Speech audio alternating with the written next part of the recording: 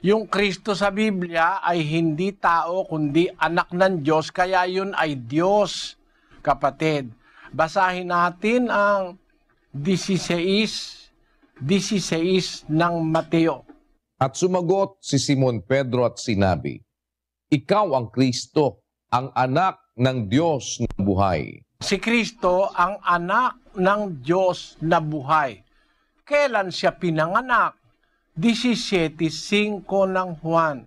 At ngayon, Ama, luwalhatiin mo ako sa iyo rin ng kaluwalhatiang aking tinamo sa iyo, bago ang sanglibutan ay naging gayon. Yung palang Kristo, naging anak ng Diyos bago pa umira lang sanlibutan, bago pa lumikha ang Diyos ng lahat ng bagay, nandun na po siya. Kaya hindi siya tao eh. Ipinanganak siya ng Diyos